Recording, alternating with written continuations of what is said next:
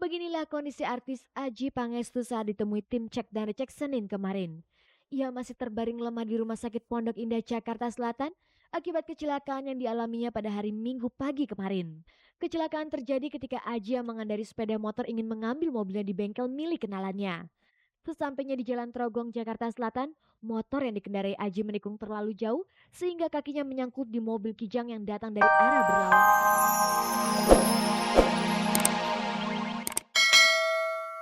Yang menanyakan soal isu SMS itu langsung kepadanya. Anak khususnya yang besar, karena dia baca koran, dia bilang mama dia nanya halus sih. Mama kenal sama menteri ya, katanya, maksudnya mama pacarnya menteri ya. Menteri siapa, aku bilang. Mama gak punya kayak gitu gitu. Terus itu namanya berita. Terus dia bilang iya mama ya, aku gimana ya, kecewa sih enggak, tapi gimana keadaannya kok seperti ini ya, mentang-mentang mama tuh eh, aktris, kata dia, dari TV kok orang seenaknya aja nulis berita yang nggak bener. Terus aku janji sama anakku ini nggak bener dan mama akan coba untuk klarifikasi, bilang ke beberapa temen yang bisa menyampaikan ini di media bahwa berita itu nggak bener. Jika kabar itu tidak benar, lalu apakah secara pribadi Ayu kenal dengan orang-orang yang disebutkan tertangkap bersamanya itu? Aku tahu di berita aja, belum, mungkin aku nggak tahu iya pernah ketemu atau enggak, tapi kenal secara pribadi ngobrol-ngobrol sih belum pernah.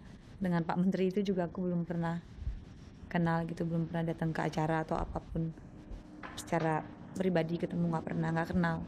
Setelah merasa dirugikan, apakah Ayu akan menindaklanjuti secara hukum terhadap orang-orang yang membuat dan menyebarkan isu tersebut? Aku mau minta bantuan temen yang pengacara gitu untuk ngasih surat untuk mengklarifikasi aja, paling nggak sebagian masyarakat yang mendengar berita ini maupun membaca bahwa aku udah mengklarifikasi bahwa berita ini nggak benar. Kabar negatif tentang Ayu memang bukan kali ini saja terdengar.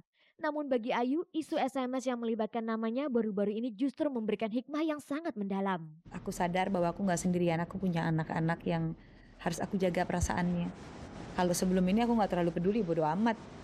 Orang mau ngomong apa terserah. Yang penting aku nggak gitu.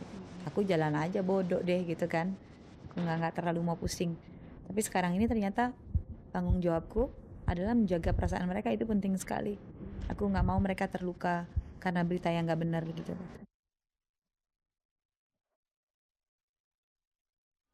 Pemirsa, musibah telah menimpa Adjie Pangestu. Minggu kemarin mantan suami Anissa Banumati itu mengalami kecelakaan saat mengendari motor di daerah Pondok Indah, Jakarta Selatan. Akibat kecelakaan itu, kini Adjie Pangestu harus dirawat di Rumah Sakit Pondok Indah.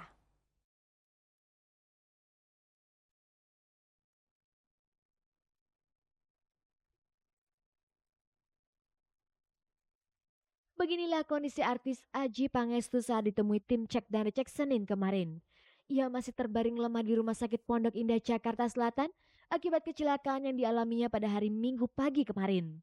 Kecelakaan terjadi ketika Adjie yang mengendari sepeda motor ingin mengambil mobilnya di bengkel milik kenalannya. Sesampainya di Jalan Trogong, Jakarta Selatan, motor yang dikendarai Adjie menikung terlalu jauh sehingga kakinya menyangkut di mobil Kijang yang datang dari arah berlawanan. Adjie yang terluka kemudian dibawa ke Rumah Sakit Pondok Indah. Waktu habis tabrakan sih gue sadar, masih orang gue luka, gue masih gue colek-colek kok, masih gue lihat-lihat. Wah, ini pasti patah gue bilang, karena parah banget. Dengkul gue tulangnya terkelupas, terus betis gue juga robek, jadi tulang dalamnya kelihatan. Kebetulan yang pengendara kijangnya itu dokter rumah sakit ini, jadi dia tanggung jawab, dia anterin juga ke sini gitu. Minggu siang, Adjie harus menjalani operasi di bagian dengkul dan betisnya. Jadi ada jaringan tendon di dengkul itu putus, sama ada jaringan tendon yang di betis juga putus. Jadi ada kayak yang urat-urat gitu, ada dua yang putus besar-besar, itu putus. Di operasi jam 12 gue. Selesainya jam 4 sore, lama juga. Apakah Adjie merasa trauma dengan kecelakaan yang dialaminya itu? Trauma sih kayak mudah-mudahan enggak. Cuman kalau gue sendirian, gue inget-inget tabrakannya karena gue lihat jelas banget. Gue nabraknya, gue tahu mau nabraknya. Dalam berapa detik gue mikir ini pasti gue kena gitu. Bener kan, kena ceder gitu. Bagaimana dengan pemulihan tubuhnya setelah mengalami kecelakaan ini? Kalau umpamanya jaringannya tumbuhnya normal ya bisa beraktivitas seperti biasa gitu. Terapinya berapa lama? Disuruhnya sih sekitar 2 mingguan. Tapi mudah-mudahan sekalian terapi bisa syuting juga gitu pengennya, karena gue kepikirannya itu kerja tanggung jawab itu gue. Saat berada di Rumah Sakit Pondok Indah Jakarta Selatan, tim Cek dari Cek sempat bertemu dengan Nadia Al-Khafili, kekasih Aji yang hendak menjenguknya. Dialah pacar Aji selama 3 bulan belakangan ini. Karyawati sebuah perusahaan informasi teknologi itu memberikan komentarnya seputar kecelakaan yang menimpa Aji Pangestu.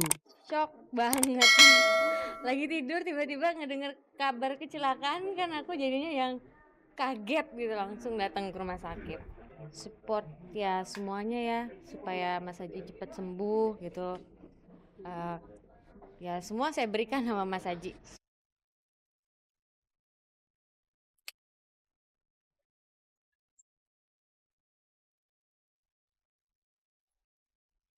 Pemirsa, artis sinetron Natalie Margareta akhirnya melepas masa lajangnya. Ia disunting oleh seorang pengusaha berstatus duda, Suryo Gondokusumo di Pulau Dewata, Bali pada hari Sabtu 11 Oktober 2003 lalu. Sayangnya pasangan yang berbahagia itu melarang wartawan untuk mewawancarai dan juga meliput acara pernikahan mereka.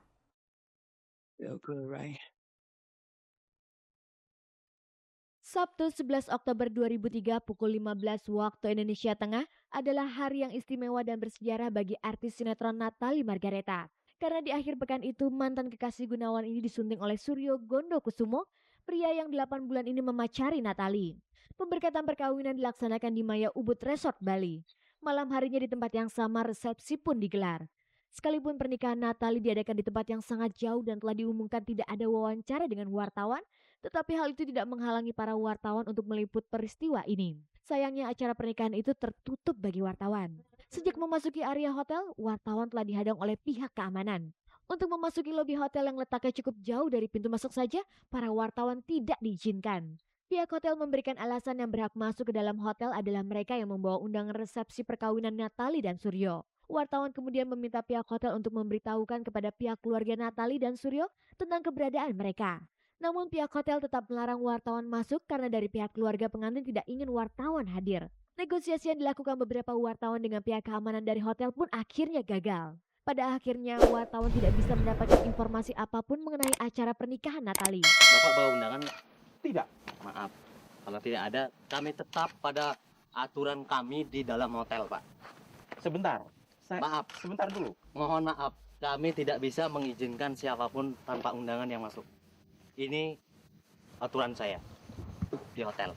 Saya punya aturan dalam bekerja. Ya silakan, Bapak punya aturan, silakan. Mohon maaf, kami Kalau tidak. aturan saya memang saya harus masuk. Bapak masuk ke hotel kami, ya. Mohon maaf, mohon maaf. Jangan sampai membuat kami lebih keras lagi, Pak, dalam hal ini, Pak. Saya juga bisa keras, Pak. Ini memang berbeda dengan beberapa perkawinan selebriti lain yang semula tertutup untuk wartawan, toh pada akhirnya wartawan bisa meliput perkawinan mereka. Misalnya saja saat Nia dan Ali menikah di Timika pekan lalu. Awalnya wartawan juga agak kesulitan minta waktu untuk wawancara dengan Nia dan Ali di Timika, namun akhirnya pasangan ini bersedia diliput dan diwawancarai saat resepsi perkawinannya. Begitu ketatnya pengamanan di sekitar Maya Ubud Resort ini saat pernikahan Natalie Margareta berlangsung, bukan saja wartawan yang dilarang masuk, namun tamu hotel yang hendak makan siang di resort tersebut pun akhirnya kena imbasnya. Pasangan Panggi Suwito dan Yati Octavia juga kena getahnya. Keduanya tengah berada di Bali untuk ikut acara peringatan 1 tahun ledakan bom Bali. Mereka memutuskan untuk mampir ke Maya Ubud Resort dan menemui Natalie. Pangki dan Yati hanya bisa bertemu dengan Natalie sesaat sebelum acara pemberkatan. Ini kan umum nih. Begitu saya masuk nggak dikasih. Bang, aduh nggak, saya mau lihat kok. Saya mau ini hotel. Saya nanya itu satu ininya murah. Ah, ya udah, saya ketemu tadi sama Natalie. Gimana tadi reaksi Natalie? Apa kabar? Baik. Itu aja udah. Sempat memberi ucapan selamat nggak, Mas? Saya nggak sempet karena dia mau pemberkatan. Dia jalan ya udah. Sekitar 300 tamu diundang dalam acara pernikahan yang dikabarkan dipandu oleh Tika Pangabean dan juga Ujo. Dalam daftar undangan hanya terdapat nama 2 artis yaitu Uli Arta dan Jihan Fahira. Namun kedua artis itu tidak terlihat menghadiri acara pernikahan Natalie. Pernikahan Natalie dengan Suryo Gondokusumo sendiri sebenarnya sudah diumumkan Natalie sejak lama. Cek dan Cek juga sempat mewawancari seputar hubungan cintanya dengan Suryo. Bahkan ketika itu Natalie cukup terbuka membicarakan hubungannya dengan Suryo. Namun sosok Suryo Gondokusumo seakan menjadi misteri. Karena selama ini Natali tidak pernah terlihat berdua dengan Suryo di depan umum. Yang diketahui hanyalah Suryo yang diberitakan sebagai seorang pengusaha berstatus duda dengan 3 anak. Dia juga pernah berpacaran dengan artis Bella Safira. Apakah setelah pernikahannya ini Natali bisa bersikap terbuka mengungkapkan kehidupan perkawinannya dengan Suryo? Entahlah, mungkin cuma waktu yang hanya bisa menjawab.